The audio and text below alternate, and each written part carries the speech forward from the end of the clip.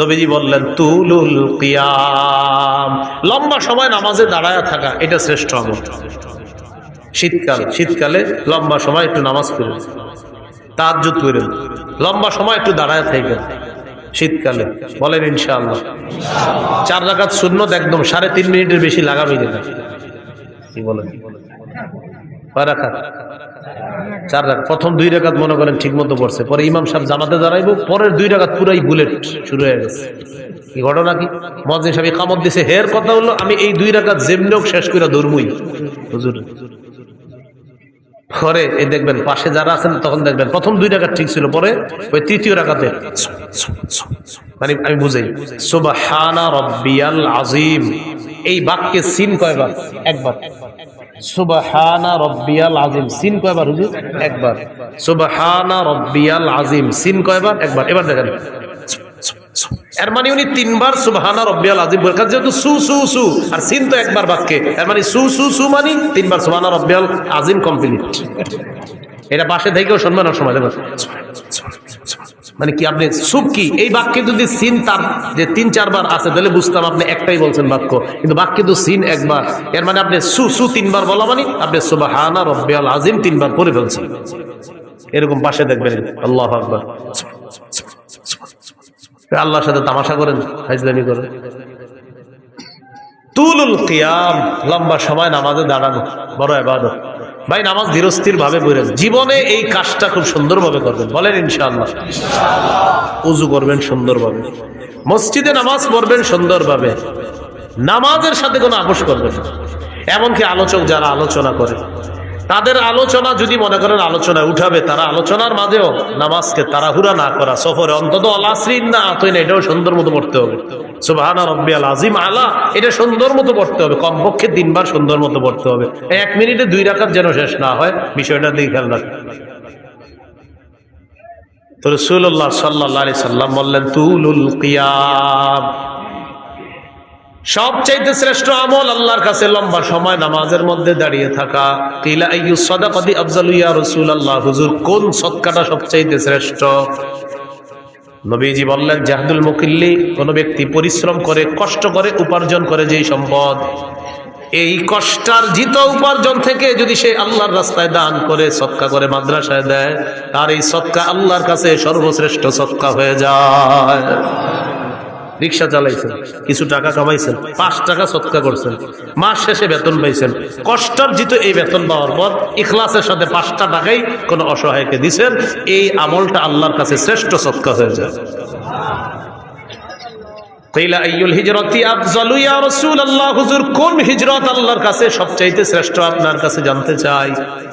নবীজি বললেন মান হাজারা মা হারামাল্লাহু আলাইহি, আল্লাহ যা হারাম করেছেন এই হারাম থেকে বেঁচে থাকা হলো আল্লাহর কাছে সর্বশ্রেষ্ঠ হিজরত। কিলা আইয়ুল জিহাদি আফজালু ইয়া রাসূলুল্লাহ, হুজুর কোন জিহাদ আল্লাহর কাছে সবচেয়ে শ্রেষ্ঠ? নবীজি বললেন মান জাহাদাল মুশরিকিনা বিমালিহি ওয়া জানমাল নিয়ে লড়াই করে, এই জিহাদ আল্লাহর কাছে সর্বশ্রেষ্ঠ জিহাদ হয়ে যায়। এবার আল্লাহ নবীকে প্রশ্ন করলেন ফাইয়ুল কতলি আশরাফু ইয়া রাসূলুল্লাহ, জিহাদের ময়দানে যারা শহীদ হয়ে যায় কোন শহীদটা সবচাইতে শ্রেষ্ঠ? নবীজি বললেন মান উহরিকা দামুহু ওয়া উতিরা জাওয়াদুহু, যেই ব্যক্তি বাহন নিয়ে জিহাদের ময়দানে আসে তাকে যদি শহীদ করা হয়, তার বাহনটাও যদি শহীদ করে দেওয়া হয়, এই শহীদ হলো আল্লাহর কাছে সর্বশ্রেষ্ঠ শহীদ। এটা হলো সবচেয়ে মর্যাদাপূর্ণ হত্যা, তাকেও হত্যা করা হয়েছে আর তার বাহনটাকেও হত্যা করা হয়েছে, এটা আল্লাহর কাছে সর্বশ্রেষ্ঠ শহীদ হিসাবে পরিগণিত হয়। এই হলো আপনার জিহাদের ময়দানে জিহাদের ফজিলত। তিরমিজির বর্ণনা 1655 নম্বর হাদিস, 1655 নম্বর হাদিস। عن أبي هريرة رضي الله تعالى عنه قال قال رسول الله صلى الله عليه وسلم, নবীজি বলেন সালাসুন হাক্কুন আলাল্লাহি আউনুহুম, 3 ব্যক্তিকে সাহায্য করা আল্লাহ নিজের উপর ওয়াজিব করে নেয়। বলেন তো কয়জনকে সাহায্য করা আল্লাহ নিজের উপর ওয়াজিব করে নেয়? 1 নাম্বার আল মুজাহিদু ফি সাবিলিল্লাহ, যে ব্যক্তি আল্লাহর রাস্তায় জিহাদের মধ্যে আছে তাকে সাহায্য করা আল্লাহ নিজের উপর ওয়াজিব করে নেয়। দুই নম্বর আল মুকাতাবুল্লাযী ইউরিদুল আদা, চুক্তিকৃত গোলাম, মালিকের সাথে চুক্তি হয়েছে এই পরিমাণ টাকা দিলে মালিক তাকে আজাদ করে দিবে। আল্লাহ তাআলা এই গোলামকে সাহায্য করা নিজের উপর ওয়াজিব করে নেয়। তিন নম্বর আন-নাকিহুল্লাযী ইউরিদুল আফাফা, কোন ব্যক্তি যদি বিয়ের মাধ্যমে পবিত্র হতে চায় আল্লাহ তাআলা তাকে সাহায্য করা নিজের উপর ওয়াজিব করে নেয়। বিয়ের মাধ্যমে কি হতে চায়? পবিত্র। আপনার নিয়ত হলো আপনি বিয়ে করবেন, এই ওয়াজের পরে অনেকে গিয়ে বলবে হুজুর আমি তো নিয়ত করছি বিয়ের মাধ্যমে পবিত্র হবো, কই টাকা পয়সা তো আসতেছে না। আপনার নিয়ত পুরোটা আমারে বলেন নাই, আপনার নিয়ত অনেকগুলো আছে। এক নম্বর নিয়ত, যেই মায়াটারে দেখবেন আপনি বিয়ের জন্য, এই মেয়েটারে আপনার বাপেরও দেখাবেন বিয়ের আগে, এটাও আপনার নিয়তে আছে। বলেন বালেগা হুবো বধূকে বলেন, আবার বালেগা হুবো স্ত্রীকে শ্বশুরের জন্য দেখা সম্পূর্ণ হারাম। তো আপনার নিয়ত এটা আছে যে আমার আব্বা দেখবে, যাই হোক আব্বা দেখছে, যাই হোক সবাই দেখার পরে সর্বশেষটা কি?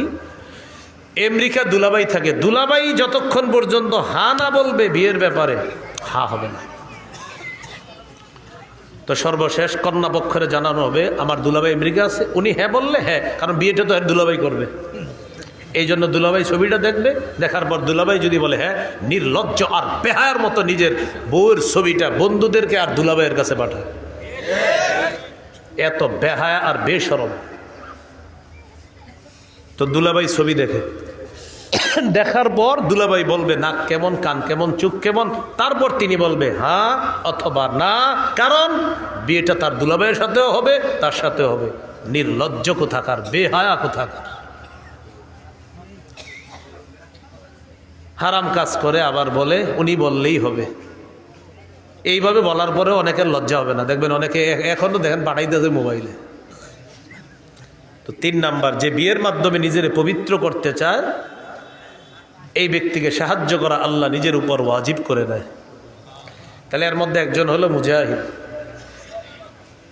তিরমিজির বর্ণনা 1656 নম্বর হাদিস, 1656 এই হাদিসের মধ্যে আছে عن أبي هريرة رضي الله تعالى عنه قال قال رسول الله صلى الله عليه وسلم নবীজি বলেন লা ইউকলাবু আহাদুন ফি সাবিলিল্লাহ ওয়াল্লাহু আ'লামু বিমা ইউকলাবু ফি সাবিলিহি ইল্লা জাআ ইয়াউমাল কিয়ামাতি ওয়াল লাউনু লাউনুদ দাম ওয়ার রিহু রিহুল মিস।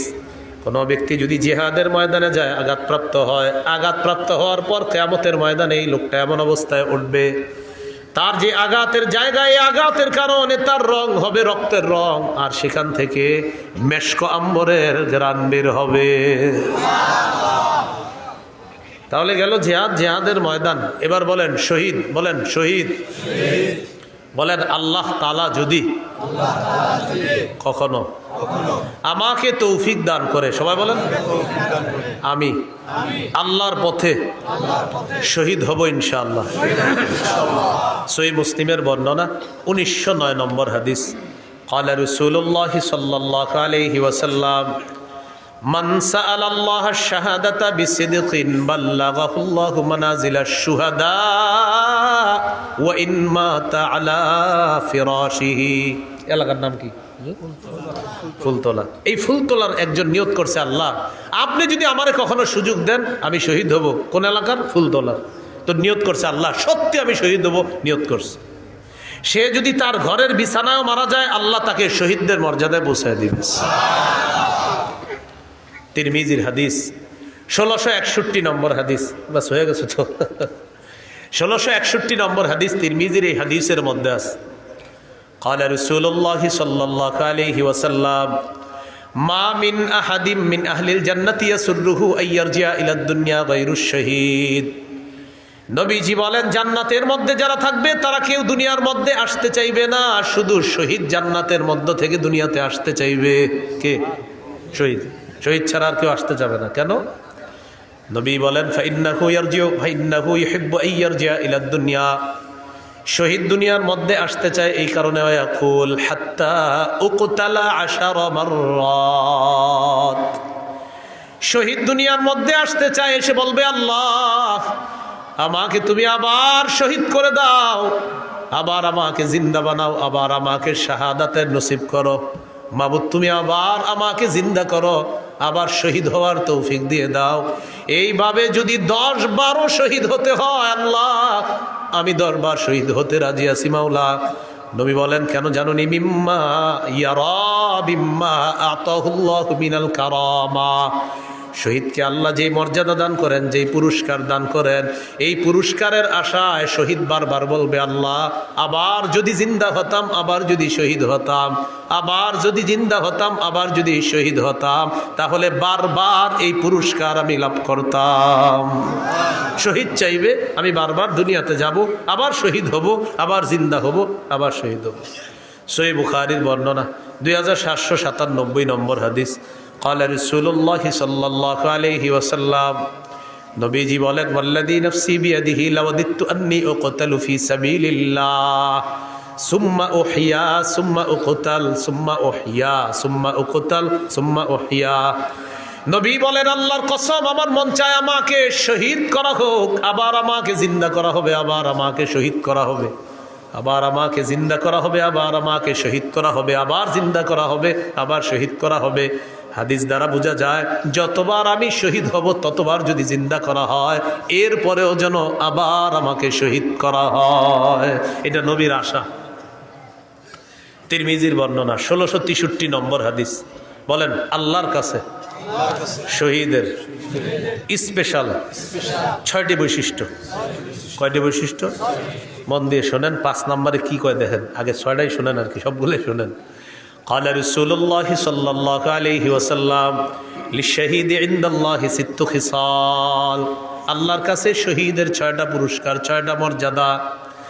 1 নম্বর ইগফারু লাহু ফি আউয়ালি দাফআতিন ওয়া ইউরা মাকআদুহু মিনাল জান্নাহ। শহীদের শরীরের রক্তের ফোঁটাটা পড়ার সাথে সাথে তাকে জান্নাতের আসনটা দেখানো হয়, আর তার আগের গুনাহগুলো মাফ করে দেওয়া হয়। এই যে মনে করেন আমি শহীদ হচ্ছি, ওনারে শহীদ করা হচ্ছে, আল্লাহ কবুল করুন।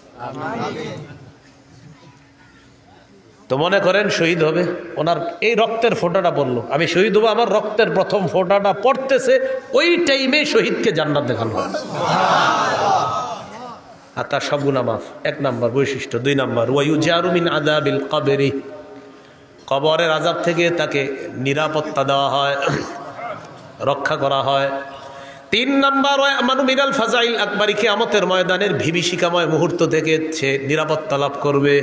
শহীদ যে, এগুলা নিয়ে তার কোনো পেরেশানি নেই। কিয়ামতের ময়দানে কি হবে না হবে এটা নিয়ে শহীদের কোনো চিন্তা নাই, পেরেশানি নেই, এগুলো অন্য বিষয়। সুবহানাল্লাহ। কোন কোন মুহাদ্দিস বলছে ফাজাউল আকবর দ্বারা জাহান্নামের আযাব উদ্দেশ্য। 4 নম্বর ওয়ায়ুদউ আলা রাসিহি তাজুল ওয়াকারিল ইয়াকুতা খায়রুম মিনাদ দুনিয়া ওয়া মা ফিহা। মরমর পাথর দ্বারা খচিত একটা মুকুট শহীদের মাথায় পরিয়ে দেওয়া হবে, যে পাথরটা দুনিয়ার মাঝে যা কিছু আছে সব কিছুর চাইতে আরো উত্তম। কয় নাম্বার গেল? 4। 5 নাম্বার কি কয় ওয়ায়ুজাওয়াজু সিনতাইনি ওয়া সাবঈনা যাওজাতাম মিনাল হুরিল ঈন। 5 নাম্বার 72 জন হুরের সাথে তার বিয়ে দেওয়া হবে। সুবহানাল্লাহ। 6 নম্বর ওয়াশফাউ ফি 70 মিন আকারিবিহি।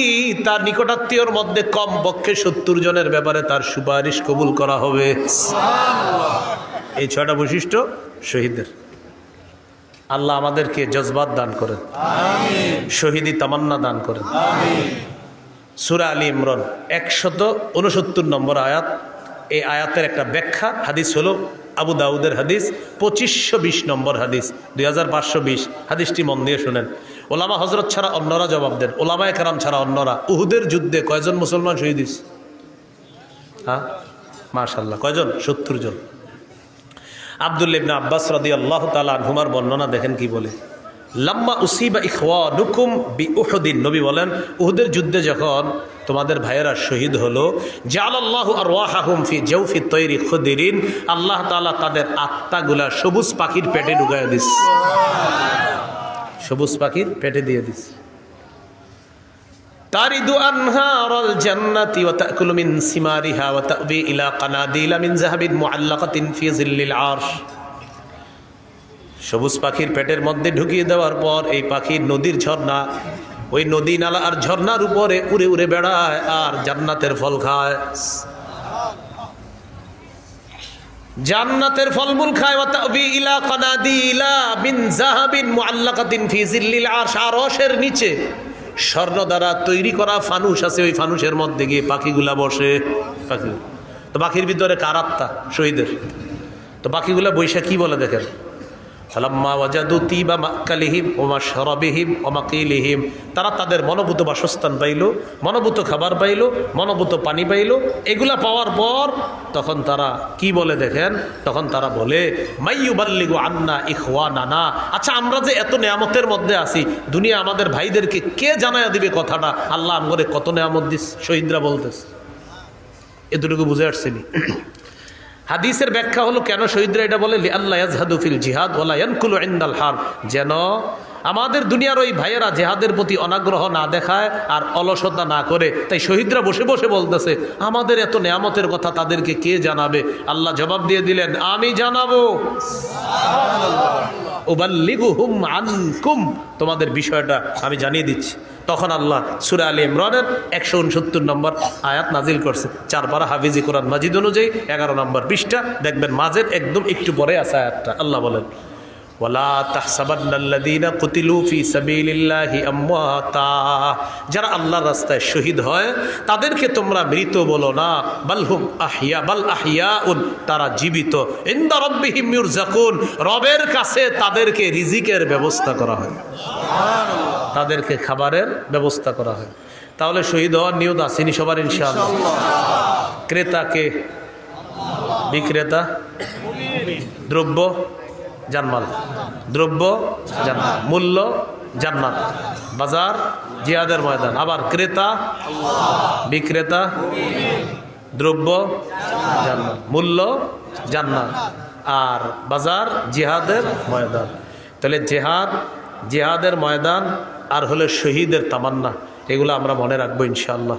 আল্লাহ তাআলা আমাদের সকলকে যে কথাগুলো শুনলাম বললাম, আমরা সবাই যেন কথাগুলো আমাদের জীবনে আমরা বাস্তবায়ন করতে পারি, আল্লাহ তৌফিক দান করেন। আল্লাহ সহিহ মুসলিমের বর্ণনা 1878 নম্বর হাদিস, قال رسول الله صلى الله عليه وسلم مثل المجاهد في سبيل الله كمثل الصائم القائم القانت بآيات الله لا يفتر من صيام ولا صلاة حتى يرجع المجاهد في سبيل الله। নবীজি বলেন, কোন ব্যক্তি নফল রোজা রাখে, নফল নামাজ পড়ে আর নামাজের মধ্যে ধারাবাহিক কোরআন তেলাওয়াত করে, কোন ব্যক্তি নামাজের মধ্যে আছে, নফল নামাজের মধ্যে কোরআন তেলাওয়াত করতেছে আর লোকটা রোজা অবস্থায়, এক হলো সে রোজাদার, আরেক হলো সে নামাজের মধ্যে আছে, আরেক হলো সে আল্লাহর কোরআন তেলাওয়াত করতেছে, সবগুলাই গুরুত্বপূর্ণ। নবীজি বলেন, এই ব্যক্তি কোন রকম ক্লান্তিহীন ভাবে এই ইবাদত করলে যে সওয়াব